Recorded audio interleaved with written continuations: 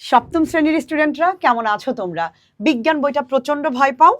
এই জিনিসটা দেখো তো পরিচিত কিনা তোমাদের সাথে। তোমাদের বিজ্ঞান বইয়ের ম্যাডাম চ্যাপ্টারটা যিনি কত? চ্যাপ্টারটা হচ্ছে পঞ্চম অধ্যায় এবং অধ্যায়টার নাম হচ্ছে পরিপাক তন্ত্র ও রক্ত সংবহন তন্ত্র। খুবই মজার একটা অধ্যায়, অথচ তুমি তোমার স্কুলে এটা কি পড়েছো, অথবা তোমার যিনি টিচার আছেন তিনি পড়িয়েছেন? এমন অ্যানিমেশনের সাহায্যে কি শিখেছো নাকি মুখস্থ করেছো? বিজ্ঞানটা আসলে ফিল করতে হয়।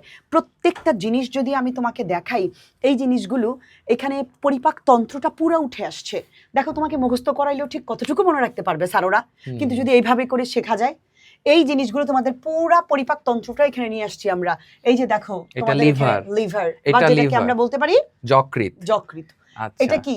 এইটা হচ্ছে আমাদের পাকস্থলী বা স্টমাক। হ্যাঁ। আর এটা কি? বৃহদান্ত্র। এটা কি? ক্ষুদ্রান্ত্র।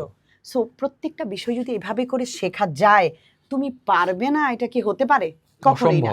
আমরা এই যতগুলো অধ্যায় পর্যন্ত 4টা অধ্যায় করে ফেলেছি আমরা। এই যে পঞ্চম অধ্যায়টা, এই পঞ্চম অধ্যায় পর্যন্ত, মানে এই পর্যন্ত প্রত্যেকটা অধ্যায় আমরা এইভাবে অ্যানিমেশনের সাহায্যে করিয়েছি। কখনো কি তুমি ভুলে যাবে? এই যে জিনিসটা তুমি দেখতে পাচ্ছ, এই যে পিঙ্ক কালারের যে জিনিসটা, এটাকে বলা হচ্ছে কি তোমার? ক্ষুদ্রান্ত্র। এইটাকে কি বলা হচ্ছে? বৃহদান্ত্র। এটা দেখতে একটু মোটা, বুঝাই যাচ্ছে এটা কেমন। এর ভেতরে কয়টা পার্ট আছে, কোনটা কি, ইচ অ্যান্ড এভরিথিং কিন্তু আমরা তোমাকে বুঝাই দিতে পারি। সো আমি বলবো, যদি এভাবে করে শিখতে চাও, আমাদের কোর্সে 50% ডিসকাউন্ট চলছে। যদি মনে করো এতটা ম্যাজিকের সাহায্যে এত সুন্দর করে রিয়েলিস্টিক ভাবে শিখতে চাও, মনে থাকবে গার্ডিয়ান যারা আছেন তাদেরকেও আমি বলবো, বাচ্চাকে কোনো কিছু চাপিয়ে দিবেন না।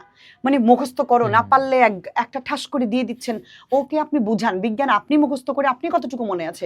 যেই বিষয়টা ফিল করার বিষয়, পেটের ভেতরে কি আছে আমি কি জানি, অথচ বিষয়টা কত সহজ করে তুলে এনেছি আমরা। প্রত্যেকটা বিষয় সপ্তম, অষ্টম শ্রেণী, নবম, দশম শ্রেণী, নবম শ্রেণী স্যার বায়োলজি করাচ্ছেন। আমরা কতটা মানে অ্যানিমেশন দিয়ে বাস্তবসম্মতভাবে পড়াচ্ছি, আমার মনে হয় না আমাদের মতো এত গুছায় কেউ বিষয়গুলো দিচ্ছে। অনলাইনে আপনারাও অন্যান্যদের ক্লাস দেখেন, সো আমাদের ক্লাসগুলো একটু দেখবেন, দেখে এখানে কম্পেয়ার করবেন কোথা থেকে বাচ্চা শিখতে পারে। আপনি সবচেয়ে বড় একটা বিষয় কি জানেন? যার কথা আপনার বাচ্চা বুঝে, যেখান থেকে আপনার বাচ্চা শিখতে পারবে, সেই টিচারই আপনার বাচ্চার জন্য বেস্ট।